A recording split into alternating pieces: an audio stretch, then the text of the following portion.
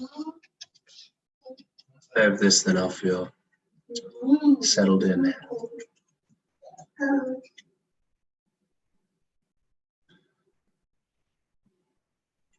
No.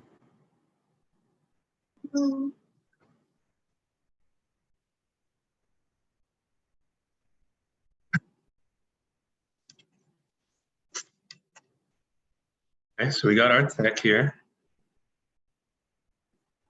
So there's a little bit of delay on YouTube.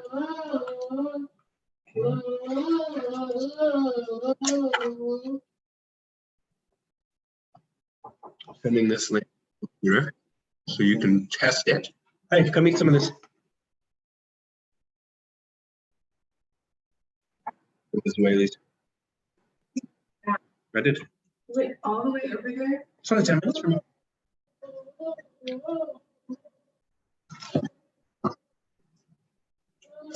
Okay. Isn't that nice?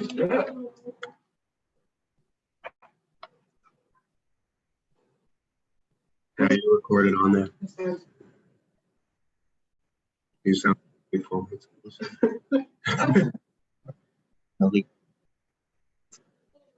Join us, is that all right?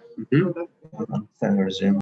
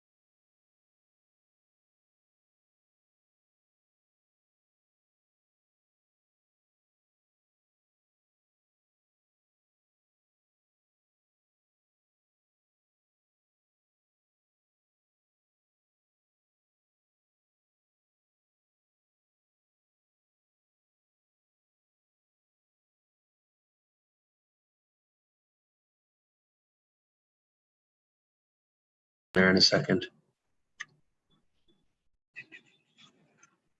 Okay, and Elise, see if you can hop into that one. So hang up this one and hop into. Do I gotta hang up on? Nope. Oh yeah, hang up with Elise. Yeah, here. All right, we're gonna hang up and just, he just sent a link. Click on that. Okay. All right, very good. Yeah, and if.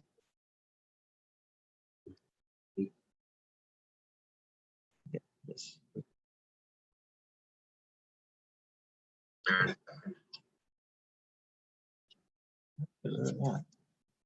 Elise, you can hop into that one. So hang up this one and hop into. Nope. No, yeah, hang up. Okay, are you in? Yeah, we're gonna hang up and just. He just sent a link. Now go to your YouTube that I just sent you. Are we live on YouTube? A lot of playback. Yeah, there you are. Oh, there we are, and you're Elise. Now I want to see how Elise shows up. Oh, it's going to be a lot of playback. This is We should be able to zoom in. it's because of the YouTube. It's delayed. Okay, and then Dave, can you mute your YouTube? Just mute your computer there so we don't have the playback. And then I want to see how Elise shows up on here. Aha! So it goes back and forth between who's speaking. Well, that's great. Elise? Yes. Oh, you got some tea delivered. That's nice. So nice. Yeah, today might be a make your own. Thank you. Today might be make your own tea day. And then I can record on this computer. Oh, this is great. And so then we're done. Okay. Yes, we're going to do the redirect. Mm-hmm. I'll ask them. Yeah, they'll be able to tell me. What do I want to do? Okay, hold on. You're going to go to the Enlightrepreneurs.com one. That one. Okay. Manage. So this looks clear. Do you know, Elise, if there are ways to change the way the screen goes so that you can see both of us at a time, or do you know how that? So if you go to the upper right-hand corner, you Yeah. can press gallery view. Yeah. Oh, yeah. That's nice. That's nice. And I want to see how this actually comes through on YouTube. Do you think it'd be better to do gallery view or better to just have it toggling back and forth between voices for the live stream? I think it's better to have gallery view. Okay. Okay. Yeah, so we can see both of us and the reactions and Yeah, I agree. I'm eating some chicken. Okay, so I think the tech is maybe I'll good. put it over here. So for now, you can stop your video. Thanks, Dad. I can stop my video. Okay. I think so. I think we're good. And then we'll hop back on with 5 minutes to go. Great. Because we're going to start recording at 2:30. Okay. How's my audio with You sound great. How do I sound on that end? sounds good. Yeah. Do you think I should hop on headphones? It's just Dave and I. That's the big difference here.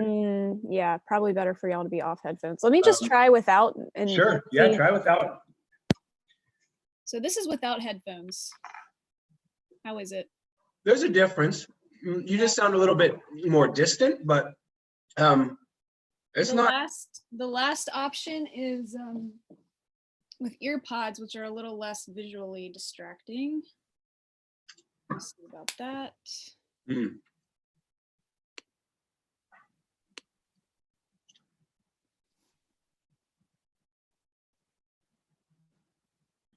Okay, should be on ear pods now. How's ear pods compared to? Yeah, I actually don't like it. I think I prefer you just off. If you're going to do it, just take them out altogether.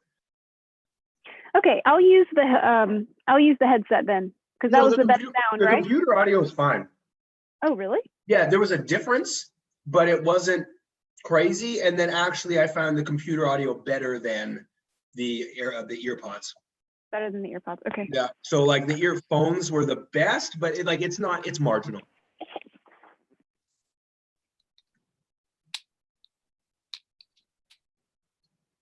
Okay, so we're okay like this? Yeah, it's great. It's a marginal difference, but it's really clear. Okay. That's great. So yeah, we'll hop back on at 2:25. Okay. And just last check before we go, but this is looking great. Okay. You think the light is good, background? Yeah. Oh yeah. Your setup looks amazing over there. I love that. Cool. Yeah. This is my great grandfather's library. Wow. Yeah. Wow. This is old goy money. That's beautiful. Okay. Last question. Do you prefer light off or light on? Okay. Off again. On again. Off again. On again. On is nice. On is nice. On is better. Okay, Yeah. good. Okay, we're good then. We're set Yeah, up. but just an inch to the left, if you could. The lamp. Yeah. Gotta bring closer to you. Yeah. The lamp. The lamp, bring it closer to me. Yeah. No, I'm kidding. I'm kidding. Sorry. Oh, I'm kidding. Okay. You knew, right? Don't joke around too much. You're gonna have me standing upside down. here. Right? Oh man. Okay, so we'll hop back on at 2:25. So do not exit this call though. Just stop your video and mute your mic. Okay, so stay on the Zoom. Stop mute, and video. stop video.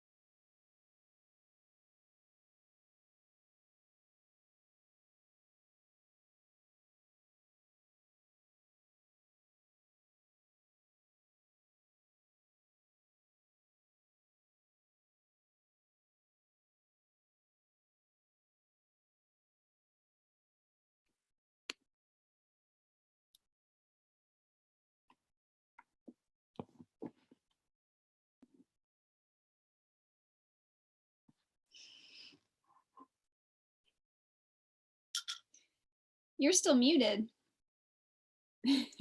Whoop. I was going to say, I'm going to keep my screen and microphone off until right at 2:30, because this is actually going to show up on YouTube. So if someone's tuned in right now, then they're seeing this. Hi. They're waiting on the edge of their seats. Right. Cool. See you at 2:30. Okay.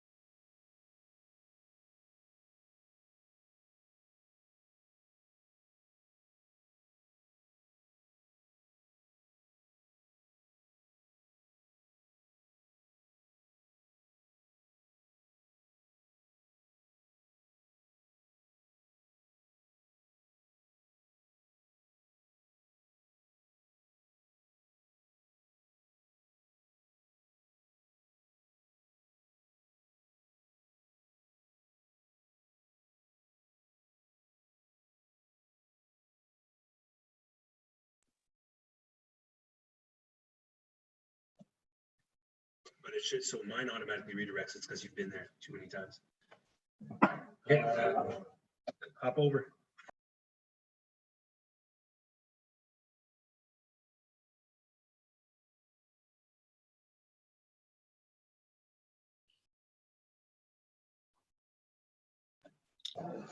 All right, I think we have all the technical pieces worked out. What do you think? Rock on. Oh, no, it works. There we go. All right, all right. Yeah, oh yeah. We're here at Nolia, drinking coffee and a great tea, great chai. Oh, wonderful. Well, this is really exciting. So today for the Enlightrepreneurs podcast, we are going live and we are here. Oh, actually, I need to record this. So let's start again. Now we're recording. We'll get there, people. I'm an old soul, so technology is not always easy. This is your first Well, I'm one. an old soul and Dave is just old. So that's, I think you're an old soul too. Okay, good. Oh, we're so excited for today. We're here live with the Enlightrepreneurs podcast, and we have Elise Dorsett joining us here, a relationship and business consultant. Does amazing work specializing working with men to get more trust and more openness in their business and in their relationships. It's just beautiful. Elise, we're so glad to have you here. Thank you so much for having me. I have just experienced so many blessings knowing you two and having worked with you two throughout this entire process. You have been so supportive, and I just see how much you're living your mission. You're really amplifying people's impact, and I felt amplified and uplifted by you throughout this whole process. Oh, that's great. Thank you. Thank you so much. You've shown a level of I'd say flexibility and openness in terms of eating your own cooking through this whole process. As you know, this was a live event, which we put a lot of work, a lot of excitement. It was supposed to be our first one. Our first one, we had all kinds of, like I say, big cigars and motor cars for the event, and Elise flying in from Switzerland. And then, of course, we've adjusted as the world has. And so it's kind of a good news, bad news, because we missed the opportunity to see so many of you who had signed up and would be here and be able to do the event. At the same time, it's giving us a reach and an opportunity to touch a lot of people and to collaborate with a lot of people who otherwise wouldn't have been able just to show up. Sure. Yeah. But anyway, kudos for you, Elise. When I saw the travel ban come in when I was in Utah, and no one on Friday, I thought, oh, but anyway, you're here, and thanks for making it. Yeah, we've all had to make some tough decisions, and I love that we can start using technology even more. And I found living abroad that it takes something from me, it takes something extra from me to stay connected to my friends and family. And this is an opportunity to just practice that, to practice staying connected, to practice supporting each other, to practice going the extra mile and the extra effort to stay connected and keep supporting each other during this time. We have to. It's huge, and it's so key that we stay mobile and limber in all of our businesses. And I know Dave and I, we've been racking our brains because we work really closely with entrepreneurs in a lot of different industries, and they're like, everybody's getting hit right now. So we've been really actively trying to create resources, how to corona-proof your business and stay adaptable, and make sure that people are getting through this and thriving, or even using this as an opportunity to grow their business even in some of the hard times. So for all of our people around, stay tuned for some of those resources as well. Absolutely. And it's a great segue into you, Elise, because what we're finding, because we're eating our own cooking. I mean, in terms of just having a coffee shop, my businesses are this whole project, and we're having to stay flexible. We're having to stay open. We're having to let go of old ideas, and this so well plays into. And Justin will talk a little bit more about right now. We'll kind of segue into a more formal introduction in terms of who you are and what you do, but just the need to be able to just be open and be receptive, because none of us know what's happening right now. Yeah. None of us, and I'm sure it's disorienting for all of us. And you having experience and expertise and passion around mentoring and shepherding people through the process of doing that in relationships in the business. So in addition to this being, a podcast, it's also kind of a launching of this whole process of how do we respond as entrepreneurs in this moment. Absolutely. That, for me, that brings up the concept of leadership. I study leadership all the time, and I'm constantly wanting to get the most out of myself as a leader and the most out of my clients as leaders. And one of the things that I've been repeating to myself is leaders see possibility. Leaders always see possibility. Yeah. And this is a time where we all get to come to terms with the realities and not to push it aside, what we're feeling and what we're going through, but also to be committed to seeing possibilities here. Right. Oh, that's so key. So the event that we had planned for today was called Wholehearted, right? So the essential path to real success in your business and in your life. You're living this way. You're living this wholehearted life, and you're helping so many people become more of that, become more of who they are, and open up more of who they are. Tell us about your journey. How did you end up at this work? How did you end up here, and why is this so important to you? Oh, thank you for the question. I see my life as a series of stepping stones that when I look back, I had a calling to do something, and then I realized afterward why it made sense and how it led me to the next step. And I'll just start with having the calling to go to Argentina after I graduated college, because that was just something that didn't make any sense. But for me, it was the wholehearted thing to do, because it was really me listening to my heart. I felt like I needed to get out of my bubble, get out of my box, do something totally crazy after college and have that experience. And I went there and ended up learning tango. Long story short, I then that's a good place to learn tango. Yes. That's great. It's the perfect place to learn tango. And then I went backpacking and found a calling to do my yoga teacher training in Peru, and completed that. Came home, was a complete hippie. You can ask my parents around about that phase of my life. And then I ended up getting a job in Raleigh and establishing myself in Raleigh and living here and loving it. And one day went out and danced tango and ended up meeting my husband, who was there. He had come from Italy, and the first thing he did was find the tango community here. And so that's one stepping stone, and meeting him was really the catalyst for me becoming a coach for men.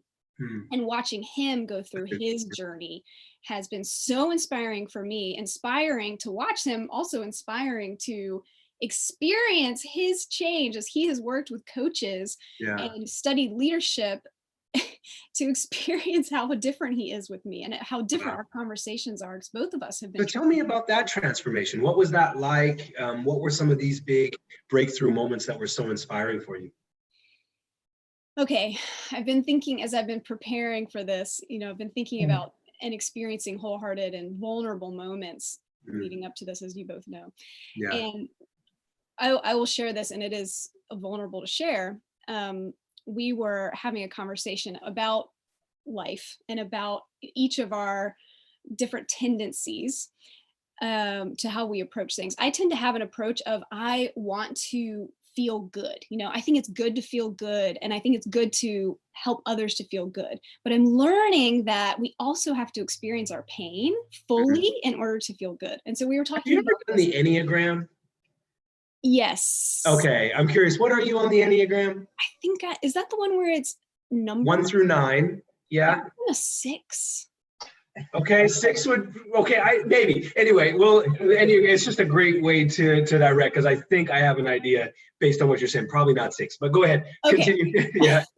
So he has a little bit different perspective on this, and this is a deep conversation because it was getting into deep life beliefs for both of us, and we were disagreeing. And one of the things that he said to me was so painful. He said, but it just brought up both of our patterns. So he said, I really want to hurt you so that you can feel that you're wrong about this, about wanting to feel good. And I said, I want to close this conversation right now because this is not making me feel good, and go away from you. And the fact that we were able to feel what we were feeling, right, and just say it out loud to each other, and for me not to run away and slam the door, which is what I really wanted to do, and for him not to actually say words to put me down and hurt me, even though that's what he wanted to do. It's not rational, it's just human stuff, but we could just have that conversation honestly, and then we could say, okay, this is my avoidance racket coming up and showing itself, and he could say, okay, this is my being right racket coming up, and we could both see that and say, okay, what are we committed to creating here? Wow. Instead of actually acting on it. And that's the power of this work. Huge. And it has transformed our relationship. And one of the things that I think is so interesting is because when people think about vulnerability, they expect a story where you said I love you and he said I love you and he said I love you back, and you just got deeper and deeper and deeper. But this was just the fact that both of you were just, I don't know what it was. I don't know if we call it vulnerable, but just receptive. Neither one of you shut down. Right. You were able to hold your positions, be authentic in your experience. You didn't try to change the experience of what you were having. You both felt what you felt. But the fact that you were able to still remain receptive while you were standing in that is just, it's such a beautiful lesson in terms of not knowing what, we want to be open in ways that we think we know what openness looks like, which really means we're being closed to being open. But I do think you're onto something. You said vulnerability and authenticity in the same sentence, that you were authentically feeling your feelings and feeling them out loud. I think that is vulnerability, especially when you're feeling ugly or you're seeing some of your not so beautiful parts. Vulnerability of saying I love you when you feel it, that's one thing. But saying, hey, here's me, actually me, where I am right now, how I'm checking in right now. Will you still accept me and love me here? I think that's big. That's huge. What do you think? That's exactly right. The word that comes to me right now is engaged, staying engaged in what it is you're feeling instead of running away from it. And I'm reading this. I have these 2 books here these have been 2 of my inspirations. So Daring Greatly by Brene Brown, obviously she's rock star. And the other one that's been so interesting for me is Radical Honesty by Brad Blanton. And it's all about, as you can imagine, being radically honest in all situations. And what he writes is that our minds need to rationalize our feelings. So our feelings are not always rational. I can be angry this is something that comes up for me, another vulnerable share. If I see a beautiful woman, sometimes I resent her just for looking the way she does. Maybe she's more beautiful than me. that is irrational. It doesn't make any sense, but Yeah. it can be a feeling that I have. And what we think is that in order to express our emotions, in order to feel them, they have to be justified. Hmm. So it Wow. prevents us, because our minds get involved. So it prevents us from just allowing ourselves to feel what we feel, Yeah. accepting it, and then choosing what to do with it. You know, it's not always appropriate to share completely everything you're feeling in every single moment, but you can know yourself and you can honor yourself. And there's something I want to ask for you to make a distinction, how you look at it, because there's one thing about being authentic with your emotions. And there's another thing is to say it inelegantly, not throwing up on people, right? So there's a way that you can feel what you feel and still hold a higher standard. Okay. Are you talking about hanging up the phone on shame, or hanging up the Or phone? whatever you can take. I mean, you go wherever you want. You know, this isn't a lead. This isn't a leading question. It's just because somehow you and Marco, even though you were both, you know, locked in a place that wasn't necessarily, you know, open, you still held a certain standard, right? You still rose to a certain level, even though your emotional experience might not have been the highest and best that you would have wanted to have at that moment. So to get in there, maybe, so you're saying to feel the feelings, but still choose your actions accordingly, and doing both in the same breath. Right. And not using vulnerability as an excuse to just do whatever the heck you want. Be a bad human. Exactly. Yeah. Right. But we just teed it up for you. Swing away. Yeah. That comes down to your vision for yourself as a person, your vision for your relationship. And this is what we work on. I work on all the time with my clients. What's your vision? Yeah.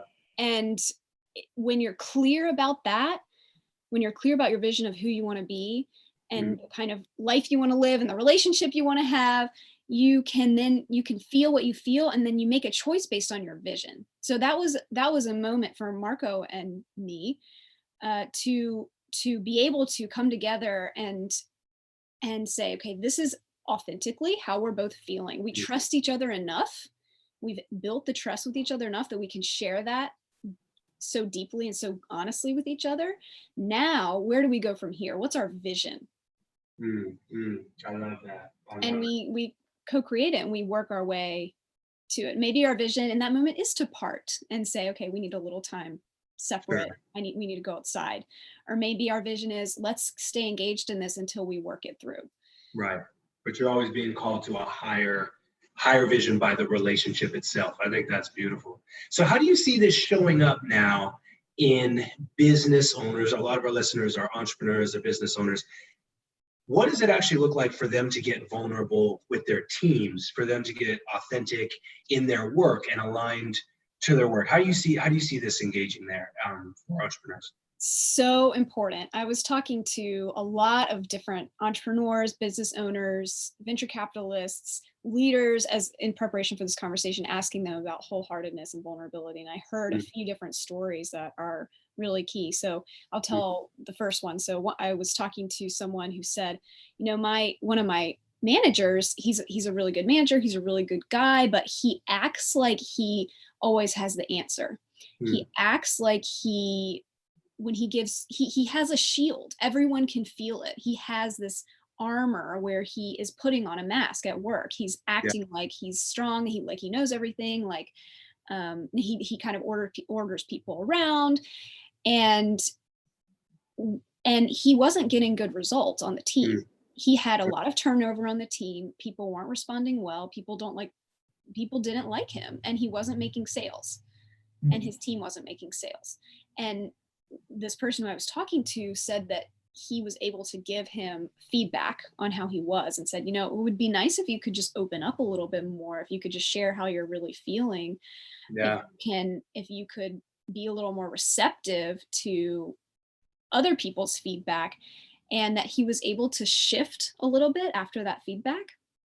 And this next year, he has had so much better results, gotten more sales, had less turnover on the team, and just from a small shift. And that came partly because he was new and he felt uncomfortable in his environment. Sure. And wanted to show that he could do it. He wanted to show that he was strong. But I think that's really common in businesses. I've felt it, of course, in meetings, and I've worked in corporate environments, I've worked in agency environments, and yeah, sometimes you feel like you have to act. You have to act like you know when you don't know, or you Right. have to act like you are more of an expert than you really feel that you are.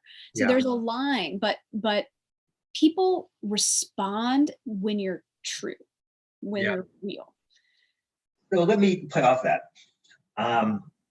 Because as you know, I used to be a trial lawyer. Your father's a very successful trial lawyer. And I brought vulnerability for trial lawyers, and they looked at me like I was, I was asking them to disarm, And so, and because that's the idea of being in a competitive environment, that to be vulnerable mean that you are unilaterally disarming. Mhm. So let's talk about Yeah. the realities of vulnerability. Whatever. Again, I'll just tee it up for you, and just give us your thoughts about the relationship between vulnerability and weakness and vulnerability and strength in a world where other people aren't going to be playing by the same rules that you are. Mm. Mm. Wow. Yeah, okay, so much coming up for me right now. For me, it's what's coming up is vision once again. So Mhm. if you define your vision for your life and yourself, it opens you up to having the courage to be more vulnerable in a world where not everyone is playing with those same rules. Mhm. If that's what you want. So vulnerability it has a connotation of weakness, but it's actually the opposite of weakness. It is opening yourself up to being wounded. So the Latin of vulnerable comes from the word to wound. So if you're opening yourself up to be wounded, to be hurt, to be exposed, it's actually a sign of strength. So that's Right. one thing that's really important. Mhm. But you will feel it. You will feel uncomfortable. You will feel, I feel vulnerability hangover. That's a Sure. thing where you expose yourself and you are criticized, or you expose Mhm. yourself and you fail, or Mhm. someone gets angry at you, or these things are painful. And so that's Right. why we're not vulnerable, is because we're avoiding pain. We're Right. avoiding pain. But it's also, you can't feel love without feeling vulnerable. You can't feel joy. You can't feel the depth of happiness without being vulnerable. You cannot. Right. It's impossible. That's powerful. And if I could just add something, I had the pleasure of meeting your father after we met, and I realized that if you can have heart, so you can still do the tricks of the trade, you can still do what's required, you can still, but there's somehow that, like, I realized your father just brings heart to what he does. And he's still a very successful lawyer, and I'm sure he's still someone that people don't like to see on the other side of counsel table. I wouldn't, Right. because I know he's very formidable. And at the same time, there's a way that one can bring heart to it, and then just see how does that play out in terms of still being an effective salesperson, a lawyer. There were times when I realized in order to successfully defend a client, I had to armor up a bit. That's what was demanded from my.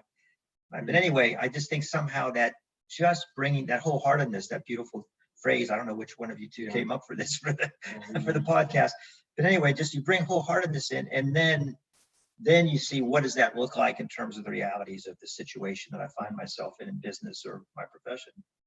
So the story you shared about the manager who opened up, I liked how you were starting to get at some of the symptomatic issues in corporations and companies where people generally feel like they can't show up fully. They can't show up wholeheartedly. It's hard to gain the traction of authenticity and vulnerability, especially you're showing up in a new environment. What about for the leaders of these companies? Again, that's a lot of our listeners are the ones leading the charge and actually creating these environments. How can they create a culture, create an atmosphere where vulnerability or authenticity, people showing up as their whole selves, happens more naturally, so it doesn't take a year of someone being somewhere before they actually start showing up as themselves? Mm, yes, leaders have to do it first. That's Okay. first, that you can't create a culture where that's allowed unless you do it. And what it means is sometimes admitting that you're wrong or that you don't know. It also means maybe talking about some personal aspects of your life, or having a more personal coffee or lunch date with your employees. Right.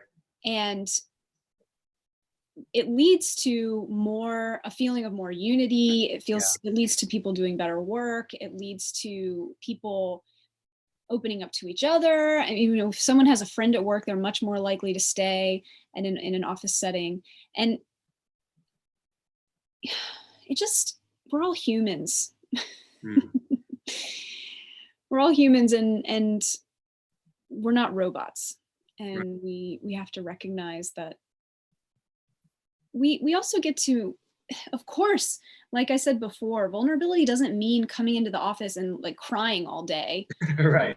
Or shouting at your office mate if you're angry. You can have a sense of emotional control, power, but what emotional intelligence is recognizing it for yourself, how you feel, and doing what needs to be done about that for yourself and according to your vision, how you want to show up. Yeah. And I don't know, we've known each other, what, a month maybe? And, you know, you met me fully when we were connected by LinkedIn, you know, someone made an introduction. And tell me what the difference is in your experience between living from, just what's it like living from a place of vulnerability in your own life? Just tell me the difference between what it feels like to be Elise, living from that space, and what it is compared to what it feels like living in whatever the other space might be. Yeah. That's a really good question, and something that I am working on every day. And for me, it starts with learning that I learned to be polite, and I'm very good at being polite.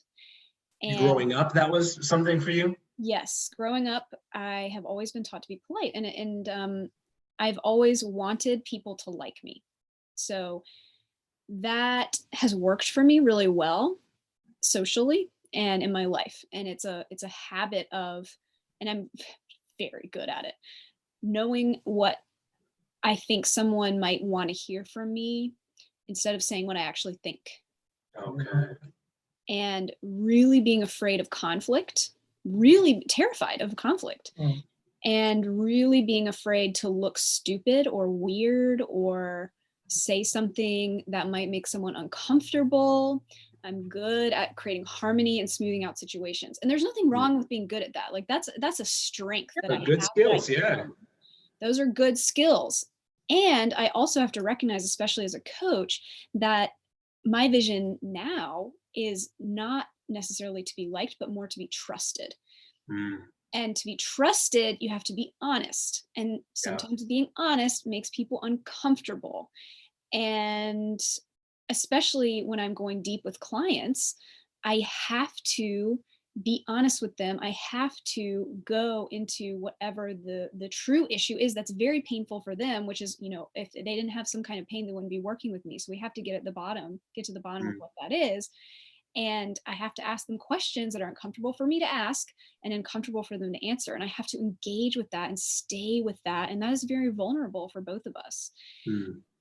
And that means for me, letting go of needing to be liked, letting go of needing to be polite, and recognizing when is the appropriate moment for that, according to my vision, and when is the moment to really just be honest about something and take the consequences for it.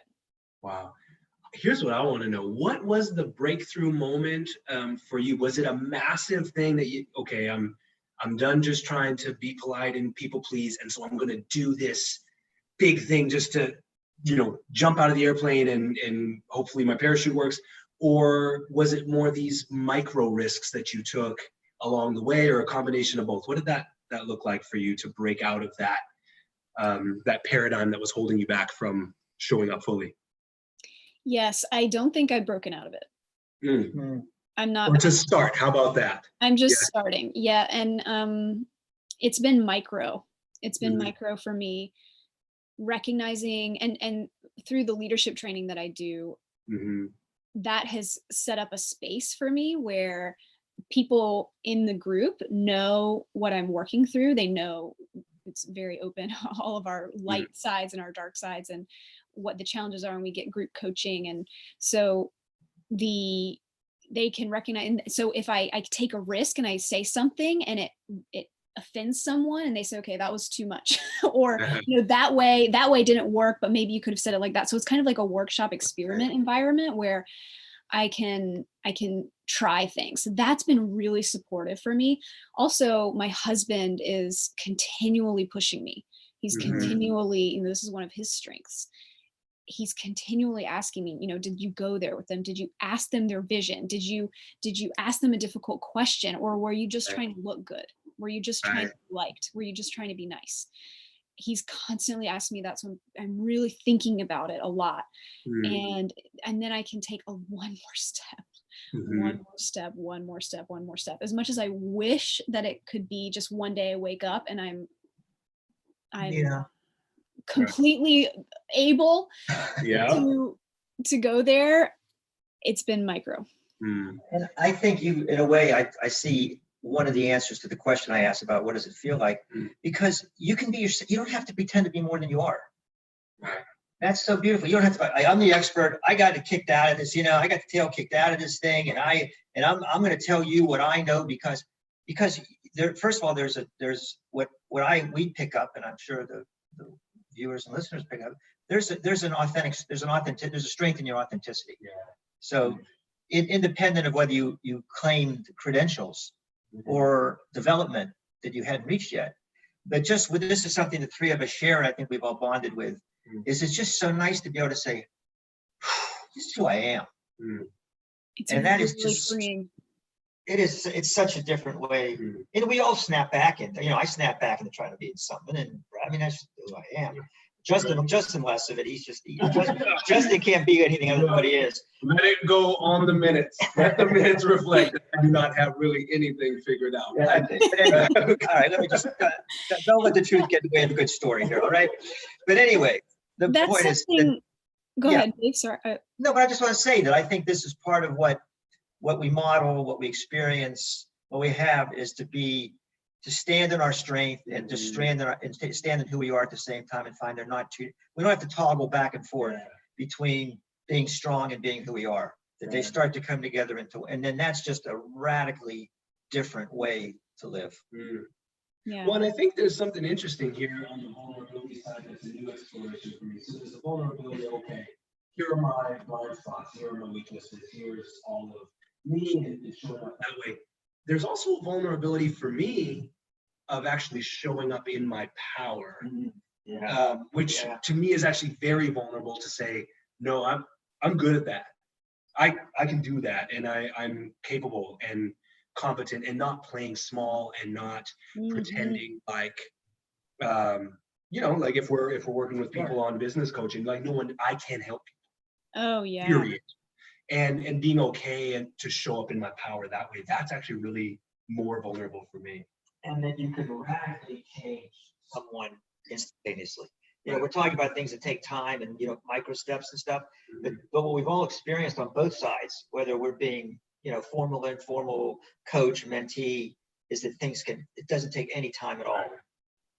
And that's the miracle of vulnerable. Anyway, we should turn this over to you. We get excited. About this. So what I wonder about that for you is there a vulnerability for you in showing up in your powerful spots?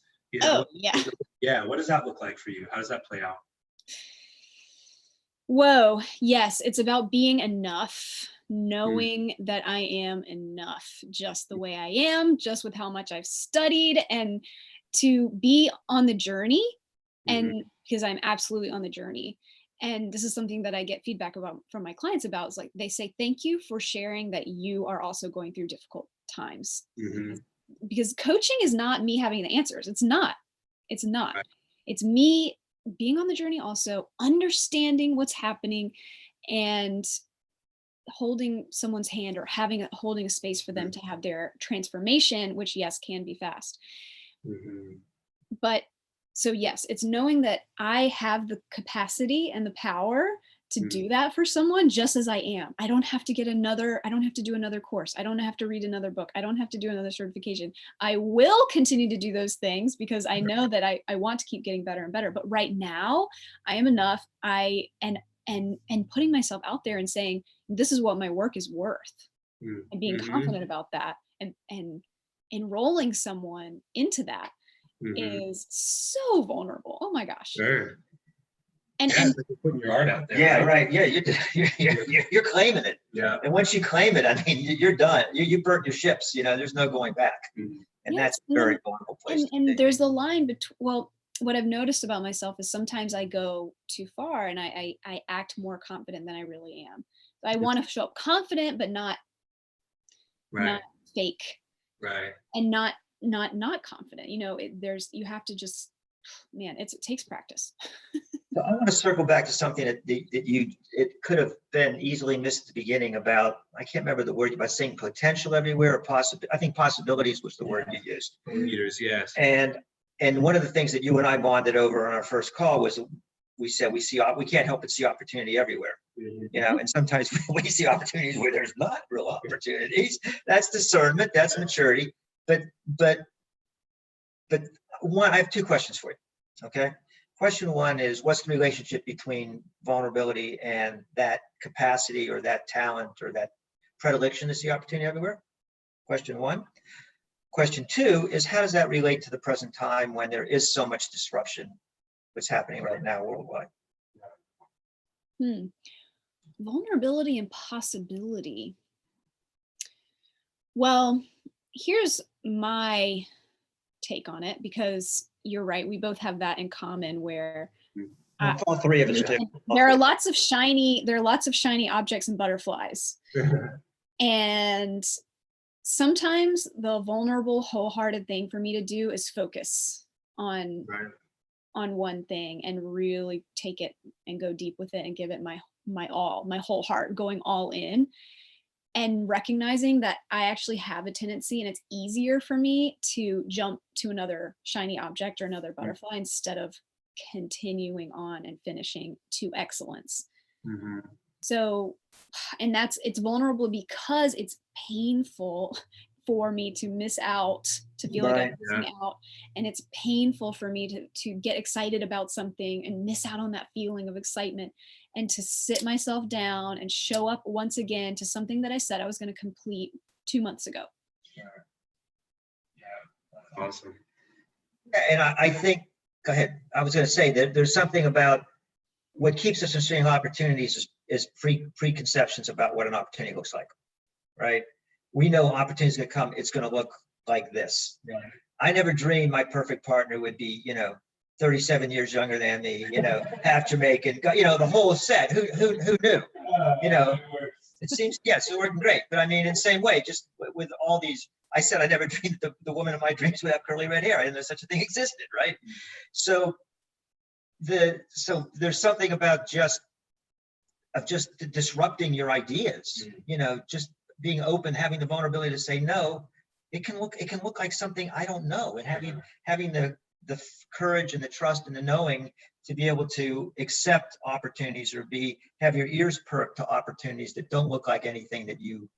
Well, and once the opportunity is missed by many because it shows up at your door dressed in overalls and looks like work, So it's like you can easily miss some things that might just be right in front of you, and you just need to do the damn work, as they say. Yeah, and just also to kind of tie it into the way we turn the jewel, and this is also a piece of our Improving Your Business series. How do you see you're in the middle because you flew from Zurich. I mean, so you're in Europe, you flew in, you're in the midst of, as we all are right now. How do you see vulnerability playing out in terms of entrepreneurs' ability to adapt, anyone's ability to adapt, but especially our audience, entrepreneurs' ability to adapt? Yeah. So vulnerability, once again, and wholeheartedness in this moment is first recognizing our own the emotional impact of all of this. And knowing we each get to make a choice, and a lot of choices. Who do we hug? Who do we not hug?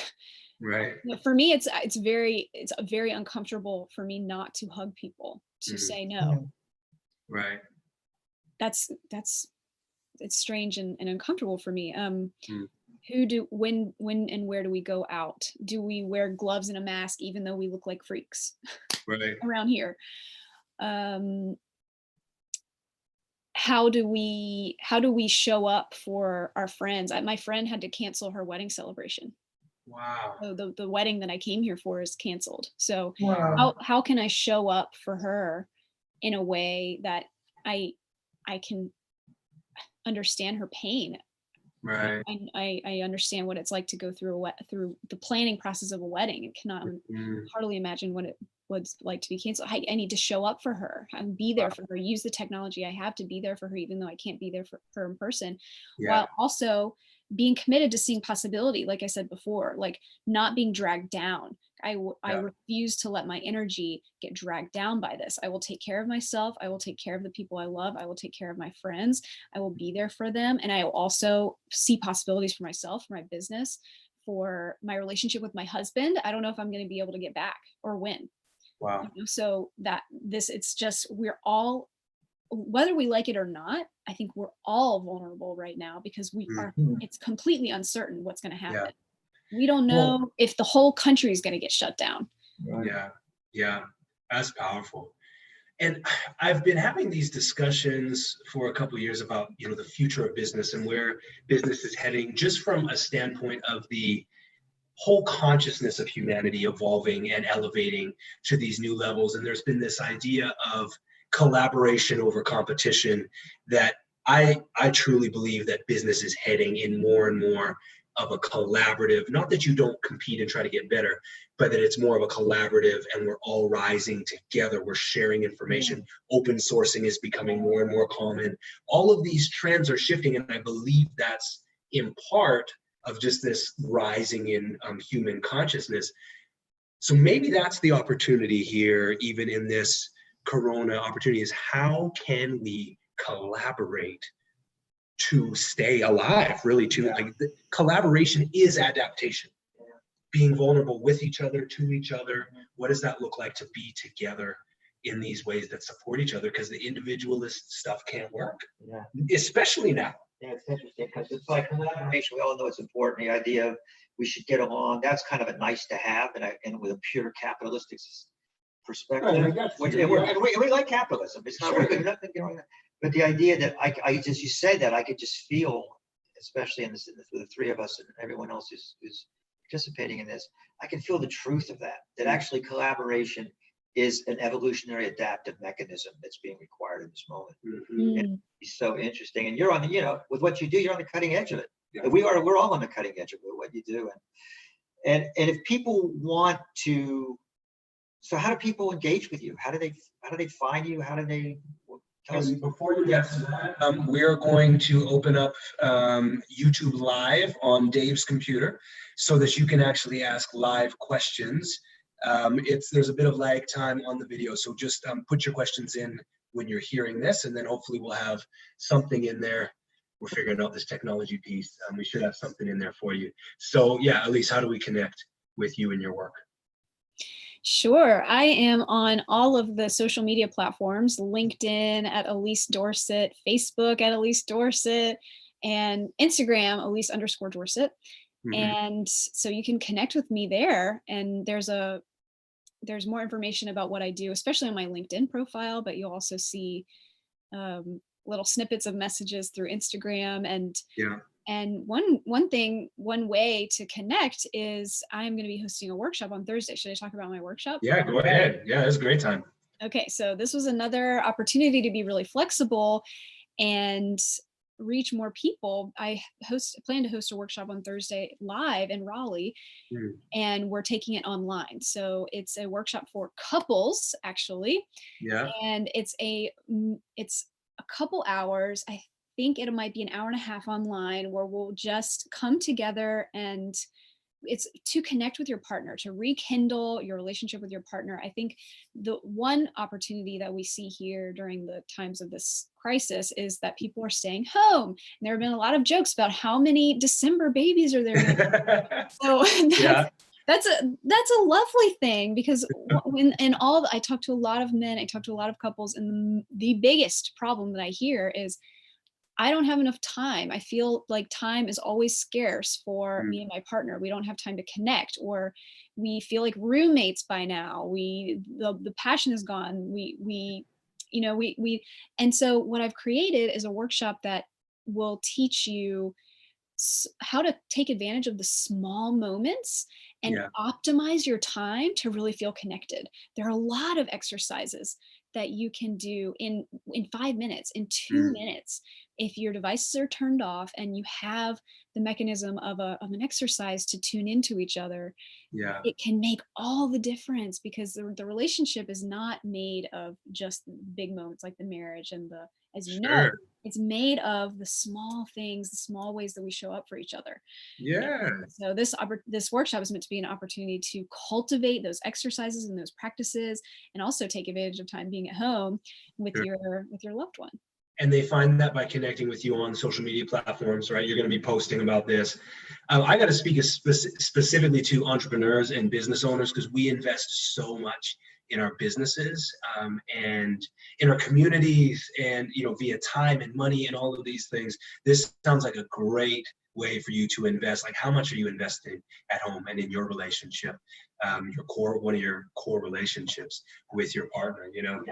I want to give a pitch here from my own experience, because as I worked my way through my legal career, there was a few years where I did family law, and about January 15th is when I had the influx of new divorce clients, because people had been together over the holidays, and they're in, so I think just in terms of, just like we're going to corona-proof our businesses, we're going to corona-proof our marriages in our relationship. And I think so when you're stuck together, you actually want to be together. exactly. It's like quarantine free. I think this is, it's right now. With my stuff. Exactly. Yeah. What a great opportunity right now to take a little, preventative action and get out ahead, be proactive, and say, okay, we know this is going to be stressful, and as well as an opportunity. We're going to see it from both ends. And yeah, absolutely. And for an entrepreneur, I know how it is when you start your business. You can work 24/7. Yeah. Like, you can completely lose yourself in your work, because you have to do everything. So it's even more important to have a vision for your relationship, and to be intentional about that, and to say, and to set boundaries, and to make the time, to create the time, because it's your partner who's there for you when you have been vulnerable and you've been putting yourself out there. Being an entrepreneur is so vulnerable.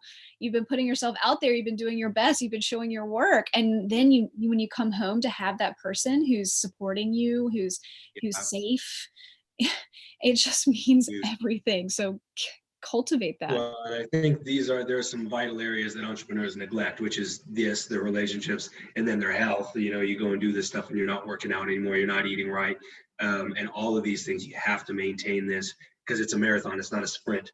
We're trying to finish strong and leave legacies here. That's what we're talking about. Yeah. And there's another part of your work that I want to highlight, which is that just you're working with CEOs and business owners specifically. As one of your real target audience, and one place you bring special expertise is working with these people in terms of what it means to bring your A game to home with you. And you can say, and your A game looks different at home. Yeah, very different. So you got to know, you got to make that distinction and be clear about what your A game looks like at home and what it looks like at work. And that is what I'm so passionate about. Like, how can we bring out the best in you at work and at home, and create the environment and the practices that help you to create both your business and your relationship in the best way. Love it. Well, let's check in and see if we have any questions. I don't know if I figured out the technology piece. So I believe you should be able to leave a comment on the live video, and then it should come up here. But I am not seeing where I can. Oh, we got a great content. That's a comment. Thanks, Robert. How do I pronounce that last name? I don't know, Robert, but I like Robert. Thank you so much. And no other things that I'm seeing. So we will just wrap it up at that, and hopefully we have the technology figured out even more as we adapt to this digital time. I mean, kudos for this guy who put this all together at the last minute, and we figured it out. Yeah, well, that's why I got a 31-year-old partner. One of the many reasons. So one of the things I want to mention before we go back and kind of wrap up here is that we are, as Justin mentioned at the beginning, we are putting together resources really quickly for entrepreneurs in terms of corona-proofing your business, which is not just protecting, but also where's the opportunities here. There's a lot of. Yeah, yeah. Hear you. And bringing in different resources and investment and in marketing and in distribution, all these areas. So stay tuned for that. We're going to be unleashing those very, very soon. And next month, in fact, we will have God willing, God willing, on April 18th, we will have a live event. If not, we'll do a stream again. And it's with Tom Ferguson, who is the founder of Rise Biscuits and just a phenomenal person in his own right, who is already kind of ahead of the curve. We met with him a couple of weeks ago, and he's already in his franchising business gone more to a distribution rather than people coming in. So in addition to just being a fascinating, exercise. Okay, good. I'm just filling time until the questions come. No, but anyway, that'll be a live event and something you want to attend or tune into, because it'll be part of of how some and Justin as well with his coffee shop here, being able to go to a different distribution model. All my restaurant industry friends, retail friends, be sure to tune in to that live one. And our question is actually on this. So how are you planning in your business for the current change in the business environment? So this current piece in the coronavirus, and I can start on that. So my wife and I run Nolia Coffee here in Durham. And I mean, our whole business is actually built on bringing people together, right? It's congregating people. We throw all these story times and music times, and it's about bringing the community together. So that actually is right at the heart of why we built our business. So we've been trying to innovate and stay ahead of this now and say, okay, how do we stay relevant and continue to serve our community? So we've shifted now to a curbside pickup model. So you can order online on, it's Nolia to go, like the number 2, noliatogo.com, and pick it up without having to even leave your car. And you get a tiny bit of safe human interaction without actually having to come in and congregate with a bunch of humans, and then we just wash our hands before and after every single transaction.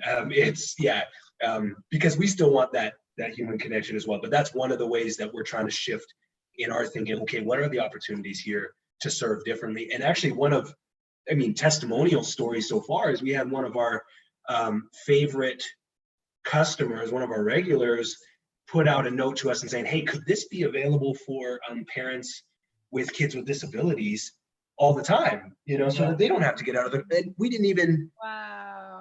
And so what a unique way that we might actually be able to come out thriving out of this opportunity and serving even more people, because it forced us to think differently.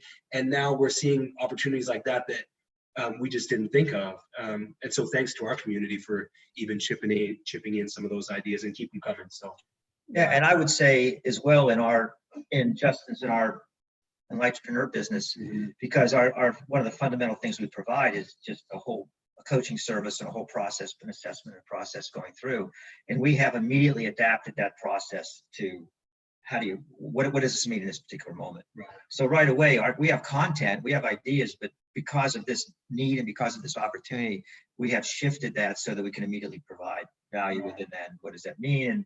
And this whole, I think yeah, and also just the whole example of corona-proofing your business. This is, we're working with it, we're moving with it. And it gets back to what we all talked to Elise about, opportunity everywhere.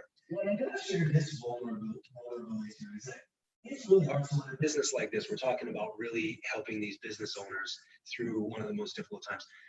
For me as an entrepreneur, it's so hard to figure out what that line is, because you never want to be in a position where you're saying, oh, yay, the world is on fire. How can I squeeze everything out of this lemon? Or how can I just exploit the situation or exploit people? And I think that's a really delicate thing. But then you say on the other side, but no, I can really help people. So how do I communicate the help that I can give without it? And, people are going to interpret it different ways, but without it coming across as exploitative or like you're just trying to take advantage of a thing. So I just wanted to, share that out there, that as you're trying to adapt in your business, it's okay to feel that tension, that you still want to stay relevant and you want to adapt and adjust, but keep your heart in the right place and communicate it. And I would say vulnerability, open-heartedness is one of the keys. Like share stuff like that. Hey, it's actually really hard to come up with a solution for people in a really troubling time, you know? Yeah, that I totally get that. That goes back to what I was saying before a little bit. I think the question is, how do I serve? How do I serve during this There you time? go. You know, how can I offer something new that people need, that people want in this particular moment? Yeah. And it just reminds me of the balance between feeling Yeah. for people who are suffering, Mhm. feeling for my friend who had to cancel her wedding, for people who are sick, and recognizing how hard that is, while also being connected to the vision. Like Right. that's what I see as something that we all get to practice in Yeah. this particular moment. Yeah. And I want to share a little story on that little vignette from yesterday that I think captures this, because Justin and I finished up a coaching session here, and we were just sitting out there and kind of kicking our feet up. And that one of the nice things about having a partner with a coffee shop, she gets some pretty good coffee or tea here. Yeah, there we go. Branding, and always every opportunity. Shameless. Okay, but seriously, drink coffee. We need it. And then we were just kind of kicking back. We were talking about this the podcast and corona proof your business. And Justin just said so naturally. He said, "I don't want to make money off other people's misfortune. Mhm. You know, whatever we do," he said, "we're going to make a ton of money, but we're going to do it with integrity." Mhm. And that was just so authentic. And I think it's just, you know, maybe the last word for our podcast too at this time. But anyway, it's. Well, I think you just nailed it. That line really is sticking with me, Elise, is just showing up with the how do I serve? How do I serve? You know, with what I have, with who I am, with how I show up in the world, how do I serve? And you're always going to be in a good spot if that's your true north. You know, that, yeah, I think it's beautiful. That's awesome. Yeah. Anything else you want to say? No, but could people also leave a comment here if they want to get in touch with Elise, to get in touch with them on the YouTube page? Yeah, and we can we'll post all of Elise's contact information on our Patreon page. Well, not all of her contact information, but at least her social media handles on our Patreon page. And be sure to go and subscribe to the Patreon page. That's how we're funding the whole podcast and getting it up and running, so we can produce more of this content there. And that lives at the Enlightrepreneurs.com most days. Today we made this link, but that's where you'll see that. So go on there, connect with me on all of the social medias if you have any more stuff that you want to do at Justin Minott, M-I-N-O-T-T. Dave doesn't have social media. Did you you can still use your carrier pigeon, but now it's called tweeting. Yeah, that's Dave's version of tweeting, is his carrier pigeon. And I will plug, your episodes so far have been inspiring, Oh, great. Thank you. informational, so valuable, so good. So thank you for your work. Thank you. I would say as well, you know, I hope you're not here for a long time. If you are, it's an opportunity for people to really connect with you. So let's make the most out of this with the time she's here from Zurich. Yeah. And also, if you want more information about the coaching and the assessment services and the other things as well, you can hit that page as well. Yeah. So anyway, I'd say for inaugural, thanks again for your flexibility. Everyone else who's listening and watching us as we go, this has been fun and seamless. And we're going to go kick our feet up and drink some tea and coffee. So All right. I wish you were here with us. I know, I do too. Next time. Yeah, we're together in spirit. All right. Thanks, Elise. This has been wonderful. Thank y'all. All right. See you. Ciao.